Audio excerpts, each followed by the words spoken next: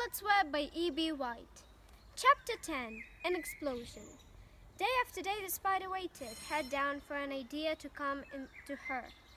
Hour by hour she sat motionless, deep in thought. Heaven promised Wilbur that she would save his life. She was determined to keep her promise. Charlotte was naturally patient. She knew from experience that if she waited long enough, a fly would come to her web, and she felt sure that if she thought it long enough about Wilbur's problem, an idea would come to her mind. Finally, one morning towards the middle of July, the idea came. Why, how perfectly simple, she said to herself. The way to save Wilbur's life is to play a trick on Sycamore. I can't fool a bug, thought Charlotte. I can surely fool a man. People are not as smart as bugs. Wilbur walked into his yard just at that moment. What are you thinking about, Charlotte? He asked. I was just thinking, said the spider, that people are always gullible. What does gullible mean? Easy to fool, said Charlotte. That's a mercy, replied Wilbur, and he lay down in the shade of his fence and went fast asleep. The spider, however, stayed wide awake, gazing affectionately at him and making plans for his future. Summer was half gone. She knew she didn't have much time. That morning, just as Wilbur fell asleep, Avery Arable wandered into the Sycamore's front yard, followed by Fern. Avery carried a live frog in his hand. Fern had a crown of daisies in her hair. The children ran for the kitchen. Just in time for the piece of a blueberry pie, said Mrs. Sycamore. Look at my frog, said Avery, placing the frog on the drain board and holding out his hand for pie. Take that thing out of here, said Mrs. Sycamore. He's hot, said Fern. He's almost dead, the frog. He is not, said Avery. He lets me scratch him between the eyes. The frog jumped and landed in Mrs. Sycamore's dishpan full of soapy water. You're getting your pie on you, said Fern. Can I look for eggs in the hen house, Aunt Edith?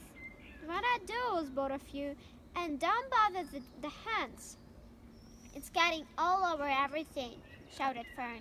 His pie is all over his front. Come on, frog, cried Avery. He scooped out his frog. The frog kicked, splashed soapy water onto the blueberry pie. Another crisis, groaned Fern. Let's swing on the swing, said Avery. The children ran to the barn. Mr. Sycamore had the best swing in the country. It was a single long piece of heavy rope tied to the beam over the north doorway. At the bottom end of the rope was a fat knot to sit on. It was arranged so that you could swing without being pushed. You climbed the ladder to the hayloft. Then, holding the rope, you stood at the edge and looked down and were scared and dizzy. Then you straddled the knot so that it acted as a seat.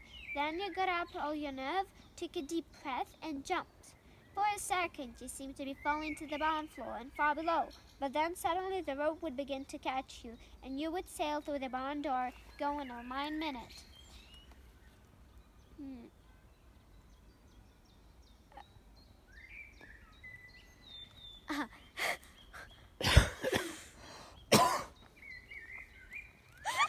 Ty czytałeś, nie?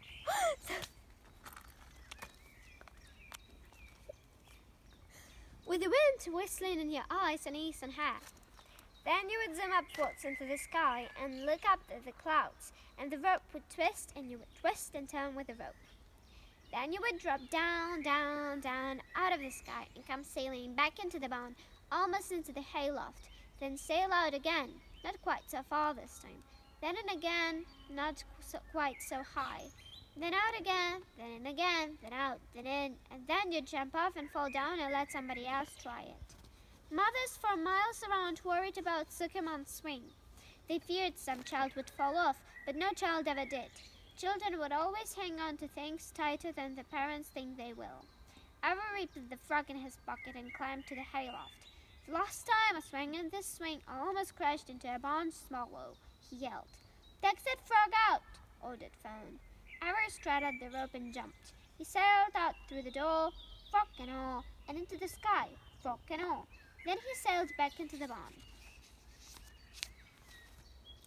Your tongue is purple, screamed Fern. So is yours, cried Avery, sailing out again with the frog. I have hay inside my dress. It itches, called Fern. Scratch it, yelled Avery as he sailed back. Hey, it's my turn, said Fern. Jump off. Fern's got the itch, sang Avery. Then he jumped off, threw the swing up to his sister. She shut her eyes tight and jumped. She felt the dizzy drop, then supporting lift of the swing. When she opened her eyes, she was looking up into the blue sky and was about to fly back through the door. They took turns for an hour. When the children grew tired of swinging, they went down towards the pasture and picked wild raspberries and ate them. Their tongues turned from purple to red. Then bit into a raspberry that had a bad-tasting bug inside it and got discouraged. Avery found an empty candy box and put his frog in it. The frog seemed tired after his morning in the swing. The children walked slowly up towards the barn. They too were tired and hardly had energy enough to walk. Let's build a tree house, suggested Avery. I want to live in a tree with my frog. I'm going to visit Wilbur, Fern announced. They climbed the fence into the lane and walked lazily towards the pig pen. Wilbur heard them coming up and got up. Avery noticed the spider web, and coming closer he saw Charlotte. Hey, look at the big spider, he said. It's tremendous. Leave it alone, commanded Fern. You've got a frog. Isn't that enough? That's a fine spider and I'm not going to capture it, said Avery. He took the cover of the candy box. Then he picked up a stick. I'm going to knock that old spider into this box, he said. Wilbur's heart almost dropped when he saw what was going on. This might be the end of Charlotte if the boy succeeded in catching her. You stop it, Avery, cried Fern. Avery put one leg over the fence of the pig pen. He was just about to raise his stick to hit Charlotte when he lost his balance. He swirled and topped off Wilbur's straw. The straw tipped up and then came down with a slap. The goose egg was right underneath. There was a dull explosion and the egg broke, and then a horrible smell. Fern screamed. Avery jumped to his feet. The air was filled with the terrible gases and smells from the rotten egg. Templeton, who had been rested in his home, scudded away into the barn. Good night, screamed Avery. Good night! What a stink! Let's get out of here. Fern was crying. She held her nose and ran towards the house. Avery ran after her, holding his nose. Charlotte felt greatly relieved to see him go. It had been a narrow escape. Later on that morning, the animals came up from the pasture. The sheep, the lambs, the gander, the goose, and the 7 goslings. There were many complaints about the awful smell, and Wilbur had to tell the story over and over again of how the arable boy had tried to capture Charlotte, and how the smell of the broken egg drove him away just in time. It was that rotten goose egg that saved Charlotte's life, said Wilbur. The goose was proud of her share in the adventure. I'm delighted the egg never hatched, she gabbled. Templeton, of course, was miserable over the loss of his beloved egg, but he couldn't resist boasting. It pays to save things, he said in his surly voice. Everett never knows when something is going to come in handy. I never throw anything away. Well, said one of the lambs, this whole business is well and good for Charlotte, but what about the rest of us? The smell is unbearable. Who wants to live in a barn that is perfumed with rotten egg? Don't worry, you'll get used to it, said Templeton. He sat up and pulled wisely at his long whiskers, then crept away to pay a visit to the dump. Then Lovis showed up at lunchtime carrying a pail of food for Wilbur, who stopped short a few places from the pig pen. He sniffed the air and made a face. What in thunder? He said. Getting the pail down, he picked up the stick that Avery had dropped and Kai that threw up. Rats, he said. Phew, I wonder why a rat would make a nest under his throw. How I hate a rat! And Oliver dragged Wilbur's straw across the yard and kicked some dirt into the rat's nest, burying the broken egg and all Templeton's other possessions. Then he picked up the pail. Wilbur stood in the throne, thrilling with hunger. Levy poured. The slops ran creamily down around the pig's eyes and wares. Wilbur grunted. He gulped and sucked and gulped, making swishing and swooshing noises, anxious to get everything at once. It was a delicious meal. Skim milk, wheat middlings, leftover pancakes, half a donut, the rind of a summer squash, 2 pieces of stale toast, a third of a ginger snap, a fish tail, 1 orange peel, several noodles from a noodle soup, the skin of a cup of cocoa, an Asian jelly roll, a strip of paper from the lining of the garbage pail, and a spoonful of raspberry jelly. Wilbur ate heartily. He He planned to leave half a noodle and a few drops of milk for Templeton. Then he remembered that the rat had been useful in saving Charlotte's life, and that Charlotte was trying to save his life, so he left a whole noodle instead of a half. Now that the broken egg was buried, the egg cleared and the bun smelled good again. The afternoon passed, and evening came.